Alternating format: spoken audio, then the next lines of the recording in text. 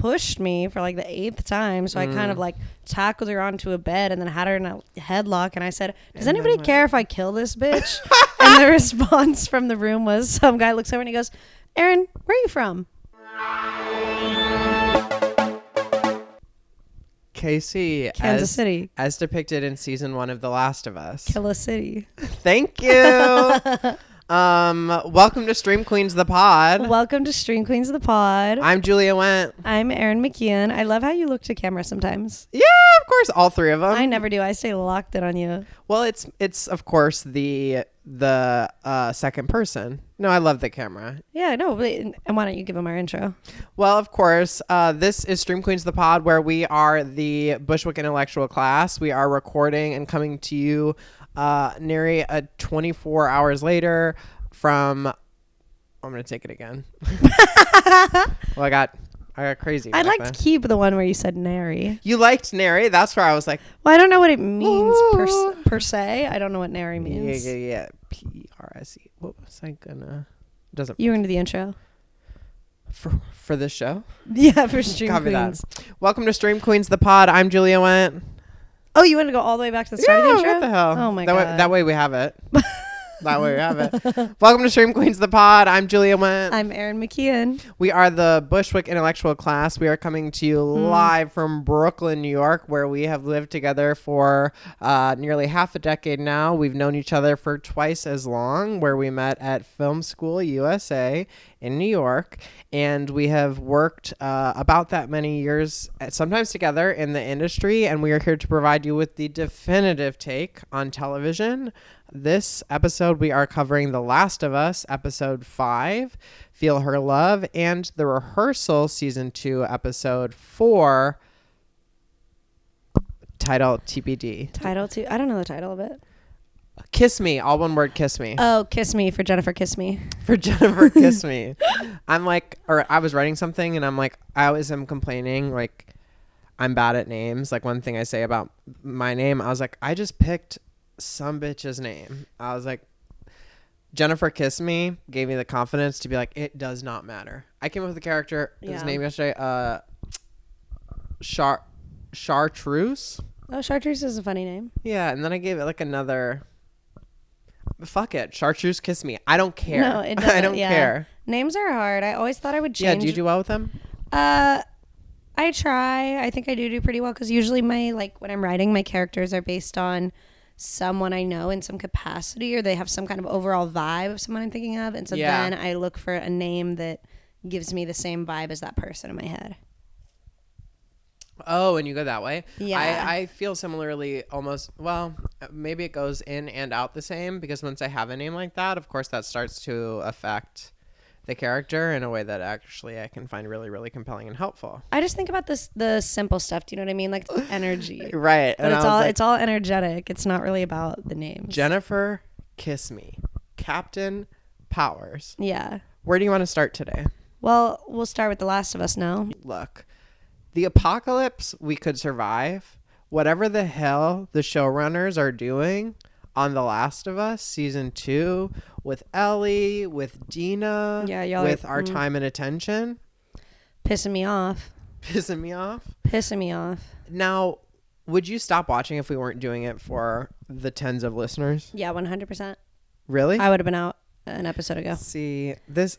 And I'd be further out after this current episode. If we were not doing this podcast, they would have lost me because, like, I don't watch tween dramas. Like, that's not interesting. You actually do, so I see why you like that's it. Why I'm here for but it. I don't watch that kind of content, and so that this devolving into that is they've completely lost me.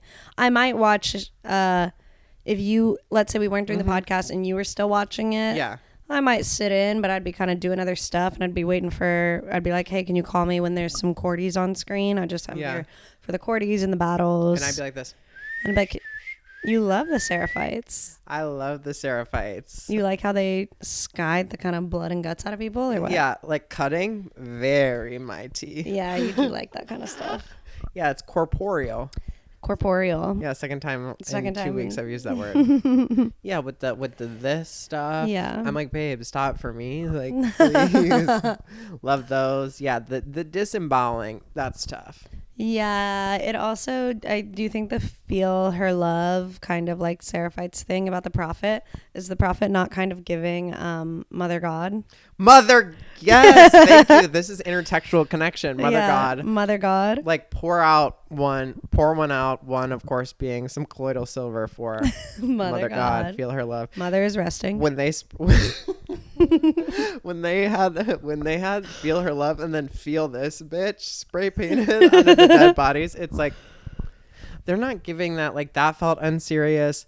The girls' reaction, we're gonna talk about stakes in a little bit. Well, I mean, let's just jump right in, because here's the reason why am I out of The Last of Us, because it's deeply unserious the way we are treating this show. It's deeply unserious. There's no sense of we're in the apocalypse. Right. We should feel scared. We should feel full of dread. We shouldn't feel, and like, I'm comfortable with kind of a love plot between Dina and Ellie, but the way that has become center stage is bizarre to me. Like, I didn't buy this whole episode.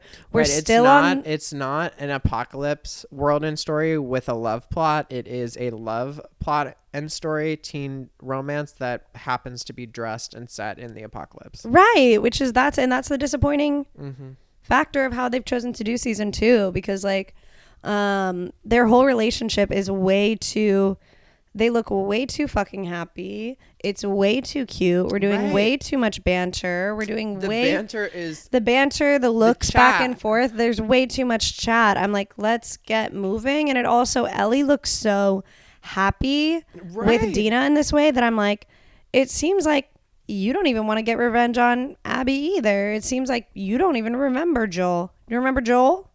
Who? The only hint we got of Ellie kind of like thinking about Joel before all of this was like that another moment. Let's not let Ellie go pick up a fucking guitar. Let Ellie not touch a guitar, or else we're gonna be screaming at the TV. And like started to sing for a second, and then kind of gave in. I'm like, I get that we're supposed to associate the guitar with Joel's memory, but I gotta be honest with y'all, The Last of Us people, like, that doesn't make me think of Joel that much. It's not strong enough. Like, well, and especially when we talk about like what was successful compared to what's unsuccessful, symbolism they did really, really strongly with that fucking knife, right? That iconic image of the knife.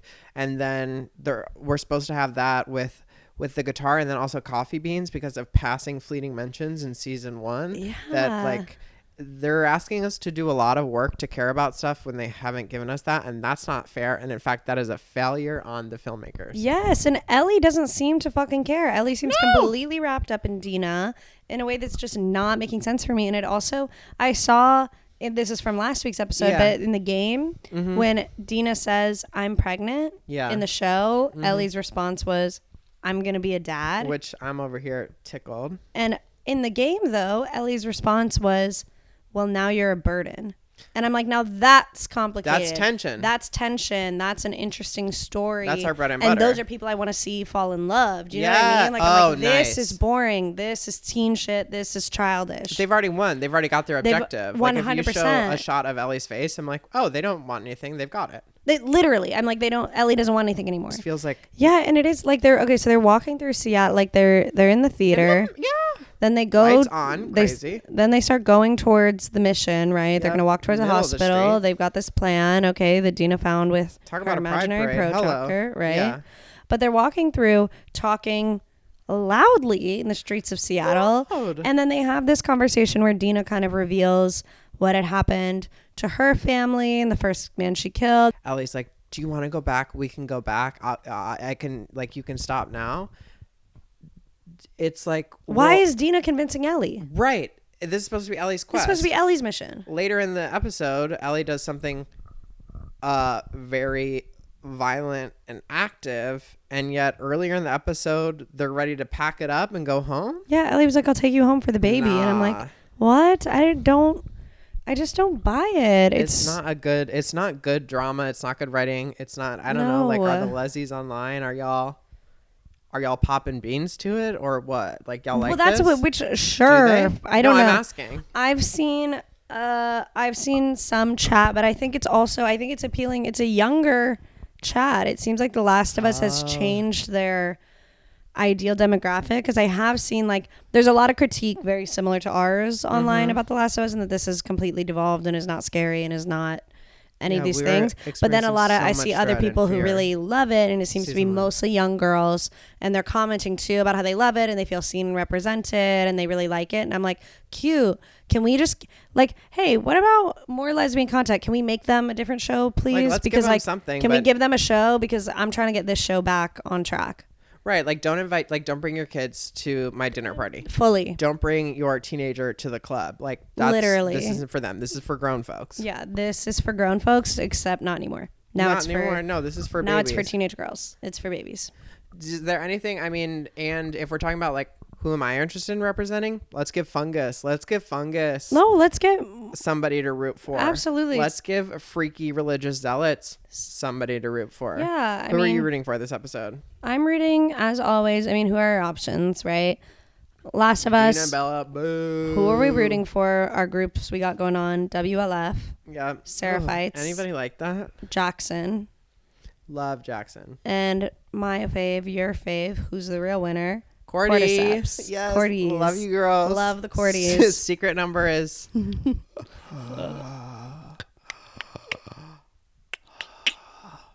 When they started sporing. Ooh. I know. I love it. I love it.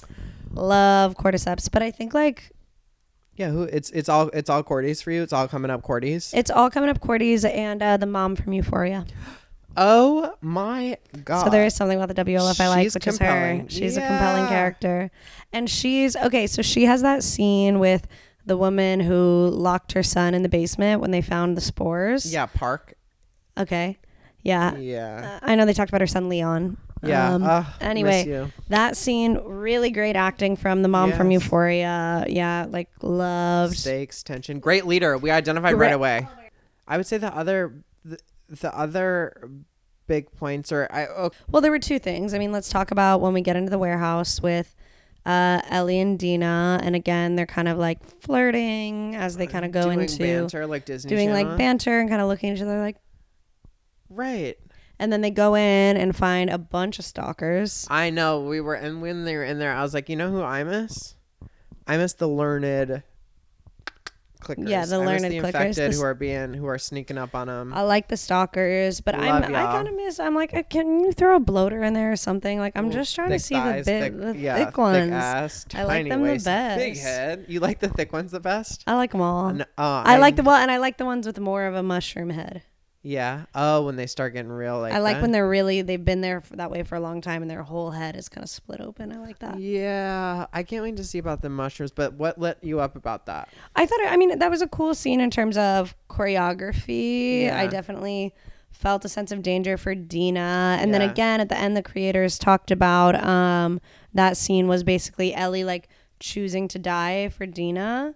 Because, you know, Could've Ellie fooled me, yeah. could get bit, or Ellie, sure, but getting bit doesn't matter, but Ellie can still get ripped the fuck apart by Yeah. these cordyceps, which for sure. And then, of course, who comes to their rescue? None other than someone I'm really glad to fucking see, and that's Jesse. And Hey, he dude. looks good. Not only that, one reason I like him, Yeah. he's really cute. Second reason, he's taking the shit serious. Like when he's like, Ellie, shut the fuck up. Do I look like I want to fucking talk to you right now? Like he's pissed off and I'm like, Right. thank God, like someone come and knock these bitches heads back on. Like they're acting so stupid. Right. Taking And their lives childish. unserious. Yes. And Jesse was taking shit seriously, which I fucking appreciated. I'm like, I will point out another, and perhaps this happens in the game too. I didn't really care. I'm not interested in like, that's what happened in the game. Okay, well then that was a good or bad as well. Like I'm not, yeah. but like, it's not technically great writing or storytelling to continually have like a Deus Ex Machina like plot device where Yeah. multiple times these girls get into dangerous situation or Ellie gets into dangerous situations that all of a sudden there's a Hail Mary out of nowhere, somebody comes to their rescue. Talk about a lack of stakes. Like if every time that this person appears to be in mortal danger, we know that they're fine because they get like pulled out by some other force.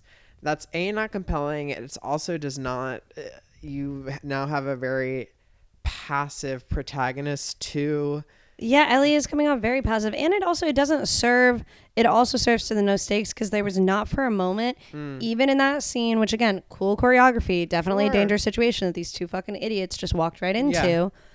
Never for a moment, because of where their relationship is at in dialogue, never for a moment do I think either of these two girls are gonna die. No. That's the other problem.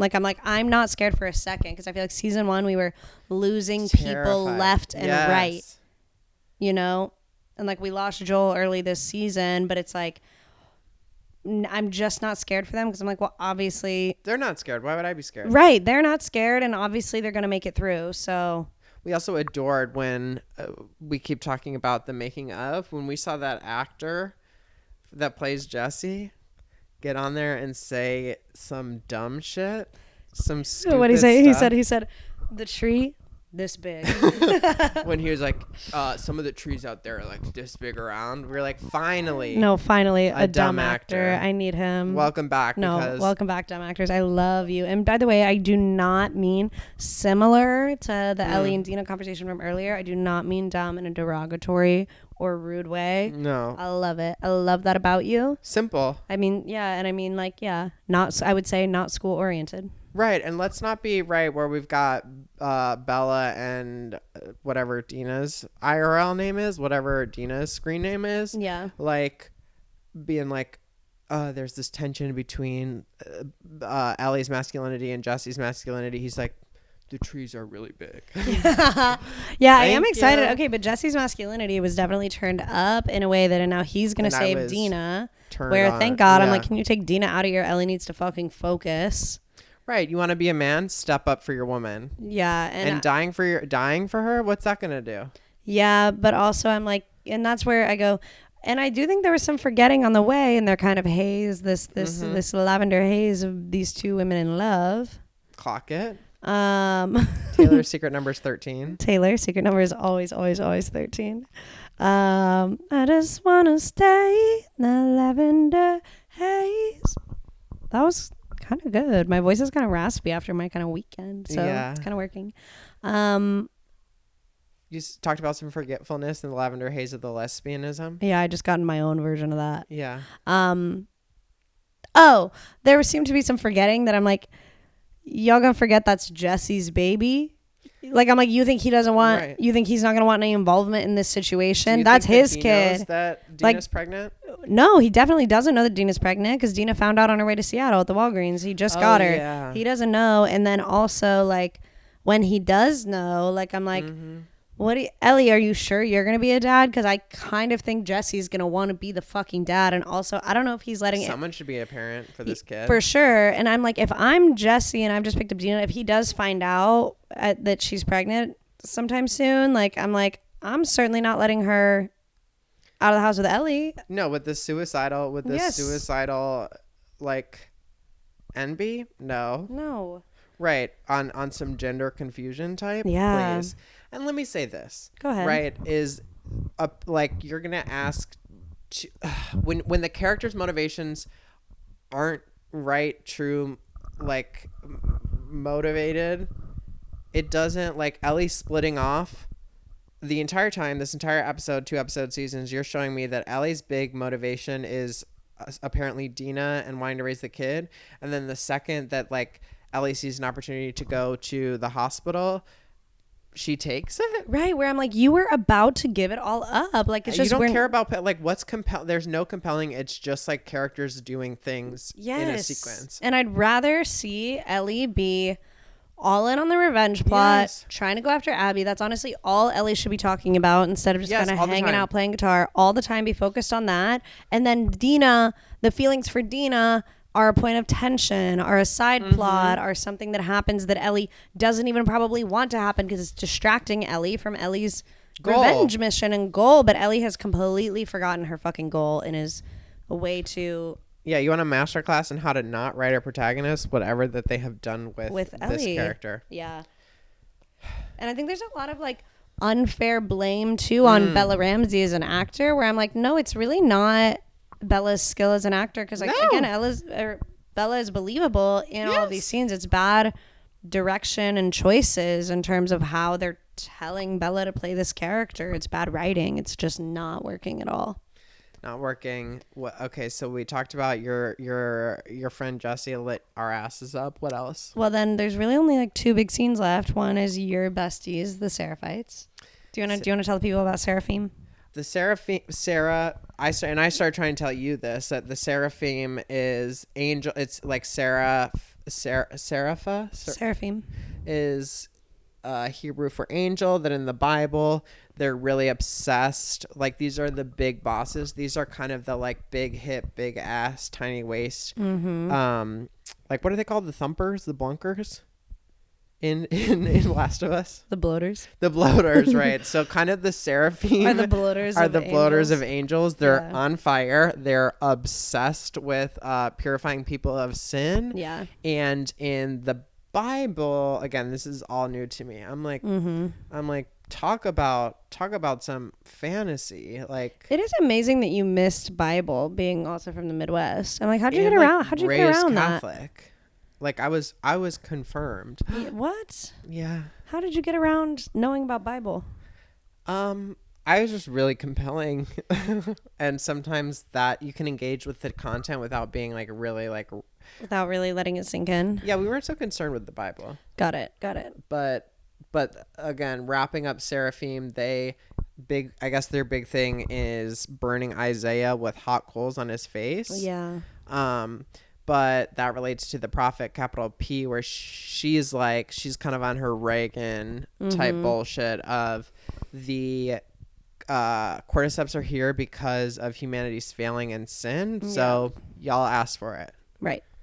And I will say, AIDS is God's punishment. So, yeah. And I don't agree with that. I, of course, don't agree with the whole kind of Reagan, AIDS is God's punishment. Shout out Michael R. Jackson. Secret number is...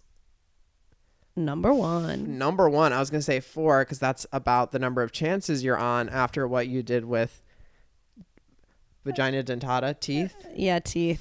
Flop. Love you so much. Love you so much. I will give grace for the fact that Teeth was a collab, but we loved A Strange Loop. We loved White Girl in Danger. Yep. All right. So thanks, Michael R. Jackson. Thank you. Anyway.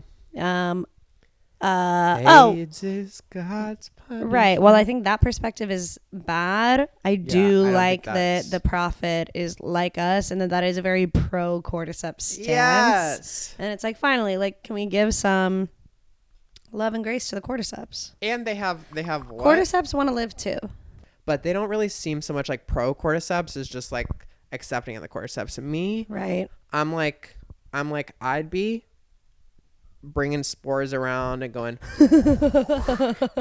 like I'd be with like when they're all running, I'd be like kind of joining them, like yes, like screaming, yes, like I'm like get her like that's where my allegiances lie, and I'm active about it. I'm not going to take this as an opportunity to elevate me as like the queen of some like people who are like, oh, I don't even want to use guns. Okay. But they know what they want. They've got a perspective, they've got a vision, they've got an adversary, and they want to kill WLF.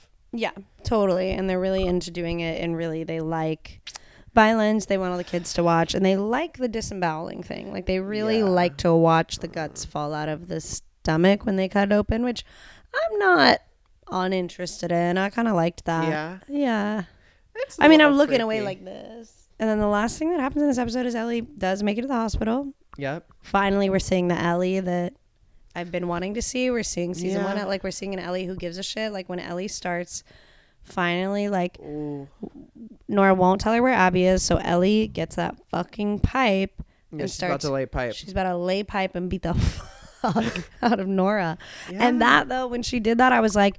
Now that's the bitch I came to see, and I'm so lit up. I'm so excited. I'm like, let's fucking go. I sat up. I said, this is a scene. Let's go. And then, of course, 2 seconds into it, second time Ellie lifts her arm, cut to black. On my Ellie laying pipe. That's all I wanted to fucking see. Like, why are you not letting me see that? This is a big, like, change for this character that I think was supposed to be this way all the time. But instead, this is a huge change from this Ellie who's been happy-go-lucky in love this whole time, has been living in a rom-com. So I'm like, I'd like to see Ellie act like this. And then to cut away from it was crazy. But then they did cut to that cute. We got to see Joel. That was nice. Missed him. Right. Joel hit the that dad pose. That did break my heart. Yeah, that did break my heart a little bit. And Ellie hit the hi. It was super cute. And then you made a point. Let's shake that around a little bit. Let's move that. Let's maybe take that little clip, run it to the front of the run it to the front. Sequence, run it to where the guitar sequence was. Like, let's have been reminding us throughout that Ellie gives a fuck about Joel, because I wasn't seeing it. I'm only seeing giving a fuck about Dina and her fucking baby. And even then, I'm like, yeah. And it's everything about it is making the stakes feel low. And it's also, of course, the general, let's not underestimate the power of HMU and wardrobe. Why are the clothes clean? Why is everybody's hair down? Why? Right. Why is your hair curled, Dina? Why? You just slept on the floor. She looks good every time. Why are all your clothes clean as fuck? I don't understand. Her hair's expensive. Literally, they look great, and it's weird. And again, something very different from, I feel like, season 1. Yeah. We had these female characters who had either, like, I can't remember her name, like Tess.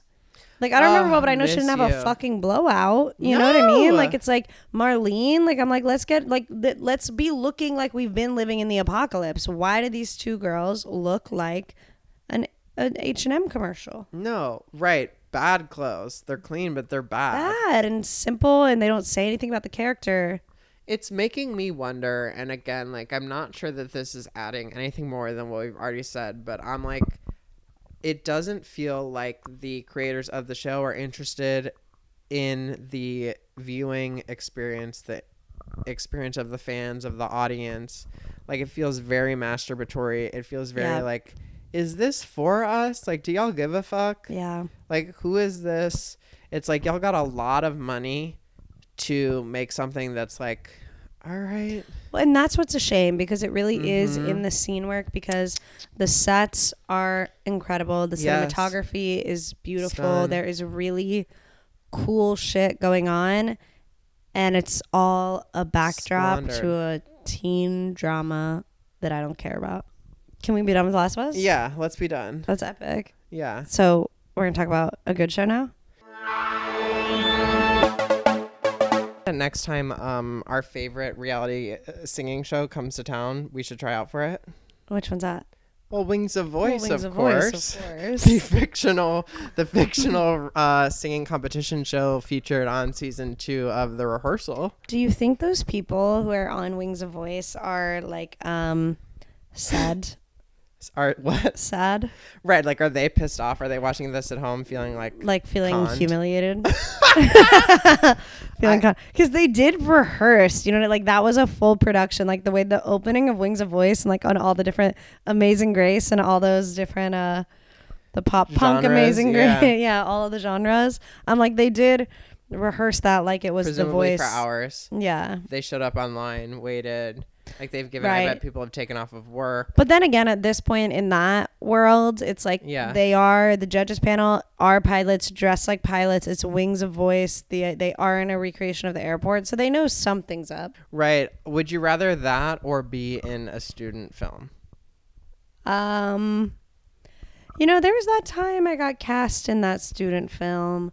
Right when I was really becoming an actress. Yeah. And then my dad died, and then I couldn't do the short film.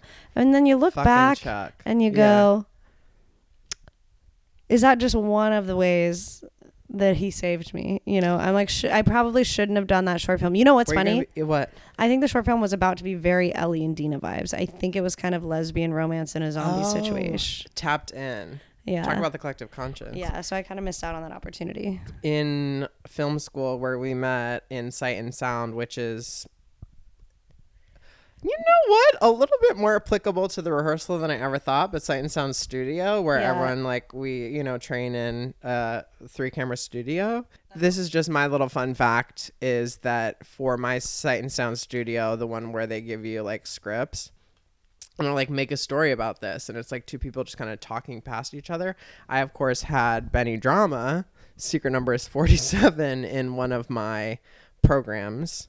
Benny Drama was in one of your Sight and Sound studio projects? Yeah. Was he NYU? No, he was like one of the random ass actors. He was one of the random actors that they brought in. Benny No, Drama. I casted him. That's what I'm saying, bro. Like, I did not know that. That's so funny. that's what I mean. The wings of voice of it all. Where I'm like, now, if I was Benny Drama showing up to the Sight and Sound 12th floor studio? of Tish, and it's my ass there giving you a bunch of not. He's in a tuxedo. That is so fucking funny. We have to pull that up. Jamie, can you pull that up? Javen, can you pull that? No, I've got multiple angles, and it's of course right. It's other like 19-year-olds who do not know how to like do camera. So it's like somebody trying to track, like probably someone who's a 5'2" woman trying to track a 6'2" actor who also like it. Look, the material wasn't going to serve him, but nobody was serving. Let's just say that. Yeah.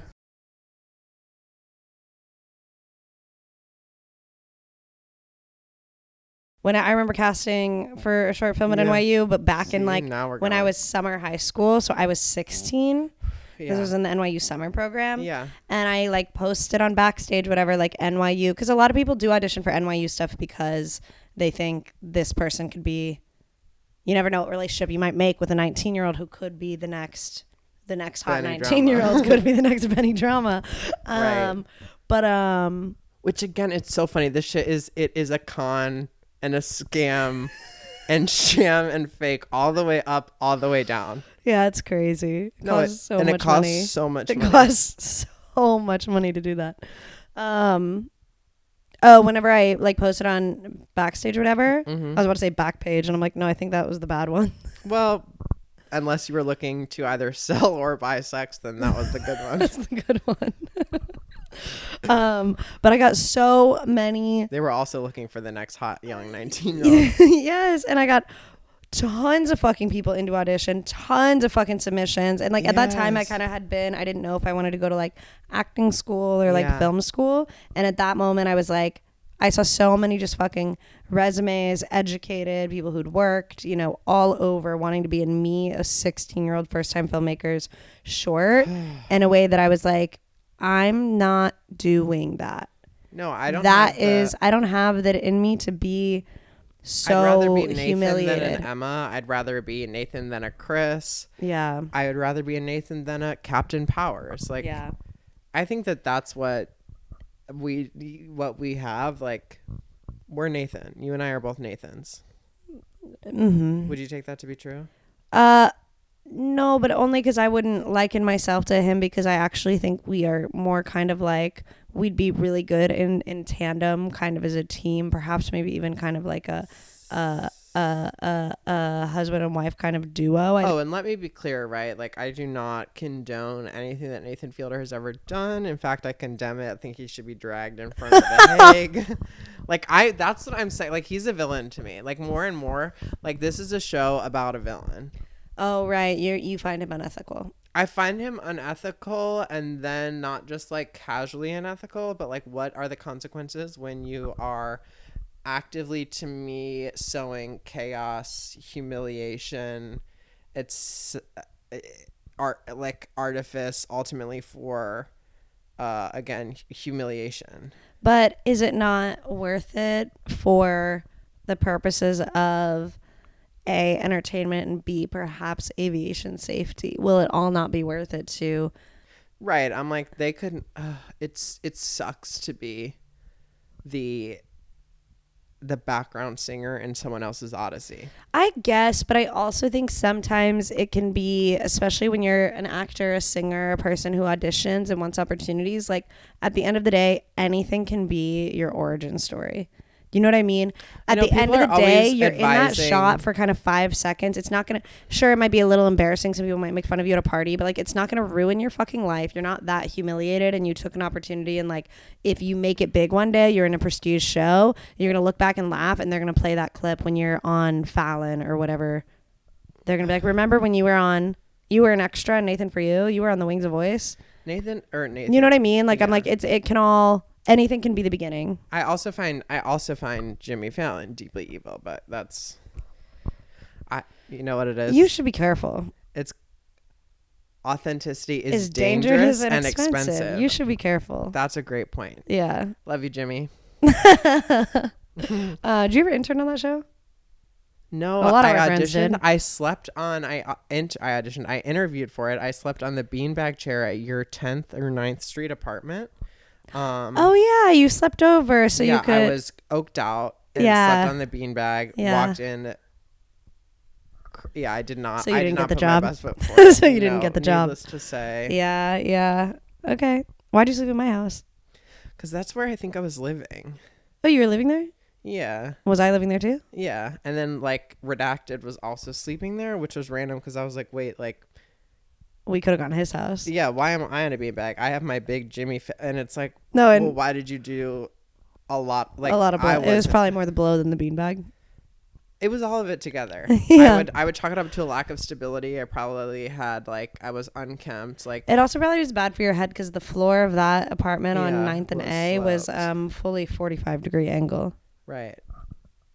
So So anyway, this episode was mostly about. Do you have? This episode is mostly about Colin. Colin, the co-pilot. yeah, who was a judge on Wings of Voice who had trouble opening up to the boom operator, the fake boom operator, and then we get to know him better, and he seems like a really sweet, albeit naive kind of guy. He just seems to not have a lot of Yeah. social. No, that's not his forte. Yeah. I struggle.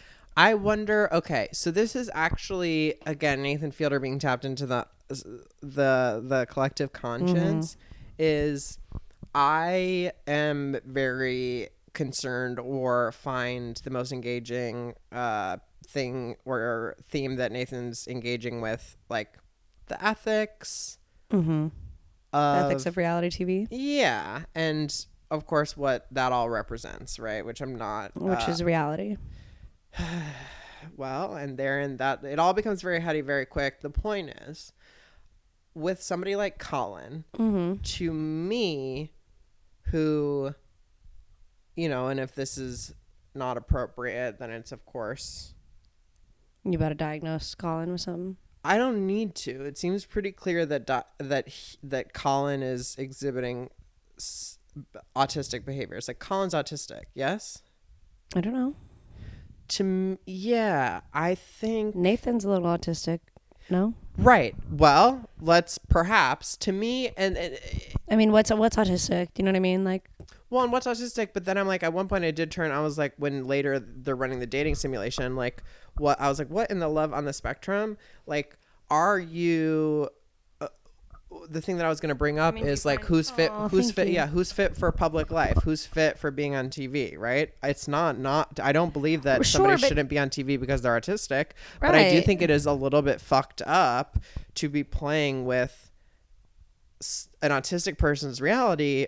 Or just I guess, somebody who like, struggles with reality, with socialization, with intimacy, with reading, body language. Like, I do think that that's a little bit mean-spirited. I don't know. Okay, maybe, but I mean, I don't think it's not nearly as mean-spirited as, I don't know, any TLC show that was on when we were growing up. Like, in a way, like, I'm like, this is a commentary on reality TV. I'm just like, people do a lot worse shit to people like Colin on TV all the time than what Nathan Fielder's doing, which was actually sweet. Colin came off really well. Like, you know what I mean? Like, I'm like, there was nothing bad happened to Colin. That was cute. And I really believed that Emma was really into him, and I believe other people will be too. I think some of those women are going to reply to his DMs after this. I think this was good for Colin. Believe. That is so interesting. Believe. And then I like that I'm interested in your evaluation of right and wrong becomes a comparison game, like what Nathan's doing as compared to other. Well, when it's a commentary on other shows, which it is, right? You and I've also engaged in, like, does it being a commentary or a comedy, etc., provide certain legal, but now let's say ethical protections, or later, right? He talks about like acting. I'm like, does the lens or framework of commentary absolve him from doing exactly what occurs in a less than savory or more cruel scenario? Like, I don't know about absolve, but it does add nuance, and it does also like it's more than It complicates, sure. well, and it's additive. I don't think he does it without purpose, right? Where even though he's doing it ostensibly, the character of Nathan's doing it to further the goal of safer flights. The show itself seems to be a larger commentary on these exact questions that have brought up for us a lot of conversation about the ethics of exploring like some of these things and how we bend reality for TV and for fiction. And I feel like I don't know, when your product is this good, I guess that's why the comparison I think is made. When your product is this good, it's not to say it absolves it completely. And obviously he's also reckoning with it in every episode, right? Like the ethics of what he's doing. He's consistently reckoning with that. I'm sure he does as a real person too, reckon with these things. But no, it doesn't absolve you, but it is different when you're making a high quality, smart product versus again, people will put people way less suited for TV on really gross and humiliating TV shows all over. Hopefully Elio's going to scratch on that thing. Oh, no, he's just laying down. Hi, baby. Hello. Yeah, I do when you're saying, right, when the product is this good, when the production is this high,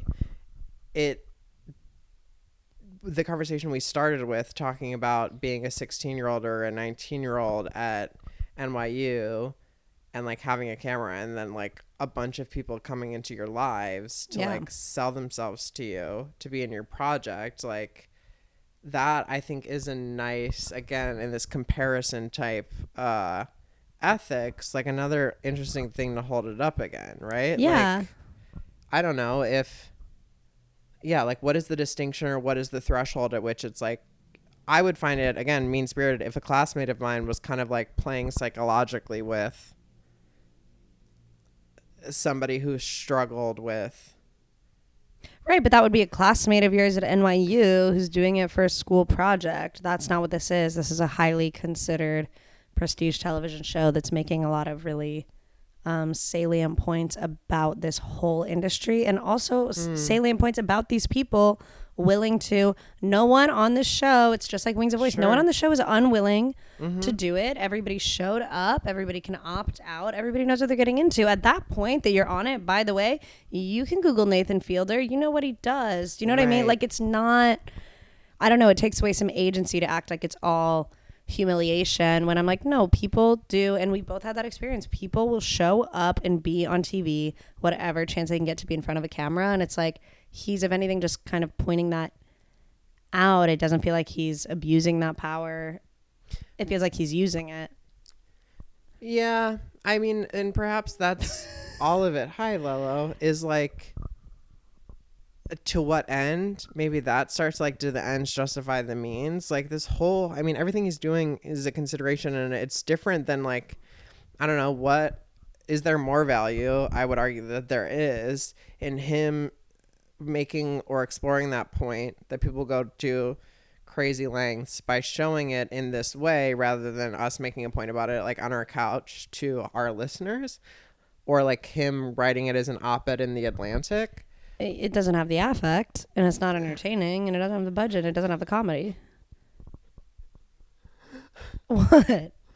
That is so fun. It's just funny. Like, I'm laughing. I guess, like, finally. Okay. But, to your point of, like, what people will do to be on TV, not only does Nathan name, which I'm always, like, highlighting, instances where he's, like, you know, referencing the FAA at the beginning, like, FAA, if you're listening, like, to be clear, this is not therapy. Yeah, this is not therapy, right? And then later he asks Emma as he's manipulating these circumstances, which to me, this felt different than like creating, like he has in previous episodes and previous seasons, or the other season up until the end, right, where he starts to ingratiate himself into Angela's experiment. Like, this feels, again, he's ingratiated himself, like he's putting his hand on the scale, but he says to Emma, like, your intentions are pure though, right? Like, acknowledging the point that you're making and naming it and then letting it play out of like, Yeah, and also like you want to be on yeah. TV, so don't act this way just because you want to be on TV. Right. And that's all you can do is kind of ask and let people do what they're going to do. But then again, Emma, I think similarly to Colin, like they both came off really genuine and likable. And you're right that when you see Nathan as the villain, I think Nathan, the character, is the villain. To me, I'm like, that's the show. He does come off as the villain in the scenario. He does come off like he's humiliating these people. But I don't think these people are humiliated. They both came off really lovely. Does he look like an asshole? Yes. Nathan? Yeah. Yes, that's what I mean. Like that's Nathan is always kind of the butt of his own jokes. You know what I mean? Like and it's the people. I mean, talk about people willing to be on camera. What about Miss Older Actress? Well, and that's what I was just gonna offer as a foil to you of like, whereas Colin and Emma come off kind of positively and cute, like. But he didn't ask her to say that shit. You can see it on his face. He is fucking dying when she goes. She starts talking about her Einstein wet dream, and he says, "What's a wet dream for a woman?" And she goes, "Well, women can get wet too." The shock on his face. He's just like, yes, like he's almost looking at her like, I can't believe we got this lady and that you're here on camera saying this, and it is kind of amazing. You know what I mean? I'm like, that how can that possibly be? No one asked her to say that. Right. The other cracks are like instances that we talked about, right? Like with TS, like when he was like, no tea girls, right? That was another moment where it kind of seemed like Nathan couldn't believe what someone is saying what he on was camera getting. in front of him. And the other was in Nathan For You when that guy admits to drinking his grandson's pee.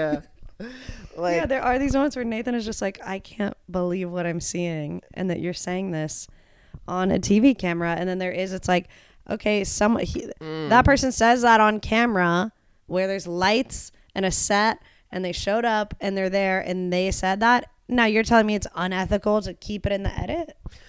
I don't know, but I'm curious. And then I'm certainly curious when you tell that person and the other two women sitting there, I couldn't tell you to flirt with Colin, but